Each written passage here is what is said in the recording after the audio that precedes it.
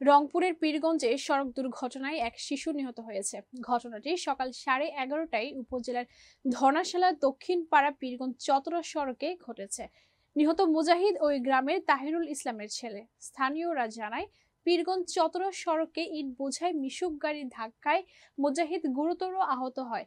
পরে স্থানীয়রা উদ্ধার করে উপজেলা স্বাস্থ্য কমপ্লেক্সে নিয়ে আসলে কর্তব্যরত চিকিৎসক তাকে মৃত ঘোষণা করেন।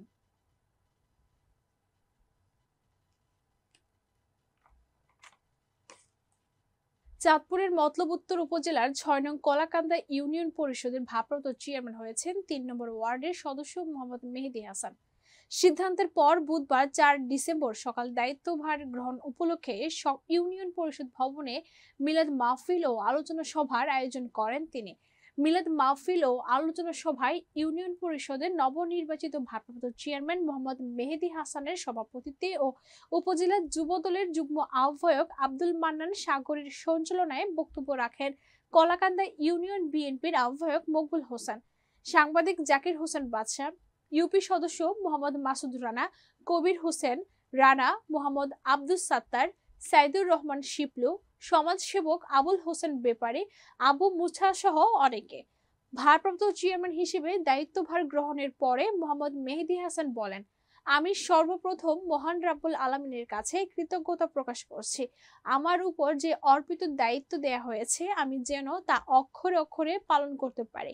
এজন্য আমি আমার ইউনিয়নবাসীর সকলের সহযোগিতা কামনা করছি। আমি ইউনিয়ন পরিষদের সচিব, সকল সদস্য ও স্টাফদের নিয়ে একটি মডেল ইউনিয়ন গঠন করার লক্ষ্যে কাজ করে যাব। আমার জন্য সবাই দোয়া করবেন, আমি যেন আমার দায়িত্ব সততা ও আদর্শের সাথে পালন করতে পারি। তিনি আরো বলেন, বিএনপির ভারপ্রাপ্ত চেয়ারম্যান তারেক রহমানের ঘোষিত রাষ্ট্র কাঠামো মেরামতের রূপরেখার ৩১ দফা বাস্তবায়নের লক্ষ্যে সকলকে একত্রিত হয়ে কাঁধে কাঁধ রেখে কাজ করে যাব। আলোচনা শেষে মিলাদ ও দোয়া মাহফিল অনুষ্ঠিত হয়েছে। মিলাদ ও দোয়া মাহফিল পরিচালনা করেন মাওলানা মোহাম্মদ আমিনুল ইসলাম। সম্মুখে ভোটের মাধ্যমে আমি নির্বাচিত হয়েছি। আপনার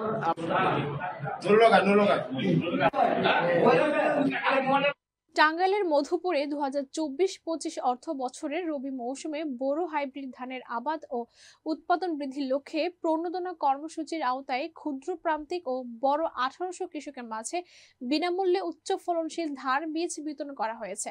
দুপুরে উপজেলা কৃষি সম্প্রসারণ অধিদপ্তরের আয়োজনে উপজেলা পরিষদ চত্বরে আনুষ্ঠানিকভাবে 3600 কেজির ধান বীজ কৃষকদের হাতে তুলে দেওয়া হয়। ধান বীজ বিতরণ অনুষ্ঠানে সভাপতিত্ব করেন উপজেলা কৃষি কর্মকর্তা রাকিব আল রানা। এতে প্রধান অতিথি হিসেবে উপস্থিত ছিলেন অতিরিক্ত কৃষি কর্মকর্তা মোহাম্মদ সাজ্জাদুর রহমান। অন্যান্যদের মধ্যে উপস্থিত ছিলেন মধুপুর উপজেলা নির্বাহী কর্মকর্তা মোহাম্মদ জুবায়ের হোসেন, অতিরিক্ত কৃষি সম্প্রসারণ কর্মকর্তা তাজমিন নূর রাত্রি সহ বিভিন্ন পর্যায়ের কর্মকর্তাবৃন্দ। উপজেলা কৃষি কর্মকর্তা রাকিব আল রানা জানান, বোরো হাইব্রিড ধানের আবাদ ও উৎপাদন বৃদ্ধির লক্ষ্যে প্রণোদনা কর্মসূচির আওতায় মধুপুর উপজেলার ক্ষুদ্র প্রান্তিক ও বড় কৃষকদের মাঝে উচ্চ ফলনশীল ধান বীজ বিনামূল্যে বিতরণ করা হয়েছে। দেশকে খাদ্যে স্বয়ংসম্পূর্ণ করার লক্ষ্যে সরকার এই পদক্ষেপ গ্রহণ করেছেন বলে তিনি জানান।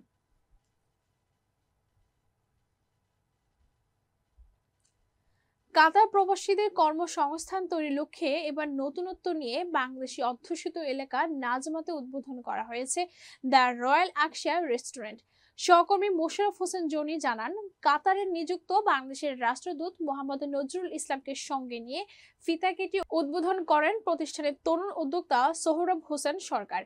সাংবাদিক আমিন ব্যাপারীর পরিচালনায় বিশেষ অতিথির বক্তব্য রাখেন কাতার স্পন্সর মোহাম্মদ মনসুর আল শারশানি ও তারিফ হোসেন দেওয়ান, দূতাবাসের শ্রম কাউন্সিলর মাসহুদুল কবির, বিল্লাল হোসেন, মহসিন সহ অন্যান্যরা।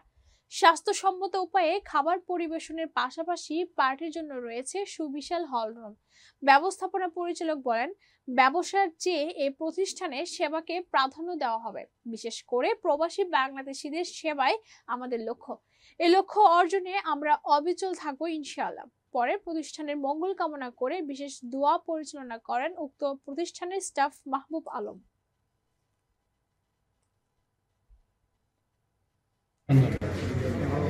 অনেক ঠাকুরগাঁওয়ের পীরগঞ্জে রেলওয়ের জমিতে থাকা পাইলট উচ্চ বিদ্যালয় মাঠে অবৈধভাবে দখলে থাকা দোকানপাটগুলোতে উচ্ছেদ অভিযান চালানো হয়েছে। দুপুরে পীরগঞ্জ পাইলট উচ্চ বিদ্যালয়ের পশ্চিম পার্শ্বে রেলওয়ের জমিতে থাকা দোকানগুলো সরিয়ে নিতে উচ্ছেদ অভিযান পরিচালনা করে পীরগঞ্জ উপজেলা নির্বাহী কর্মকর্তা ও এক্সিকিউটিভ ম্যাজিস্ট্রেট রমিজ আলম। এ সময় আগামী শনিবার পর্যন্ত এসব দোকানগুলোকে সরিয়ে নেওয়ার নির্দেশ দেন তিনি।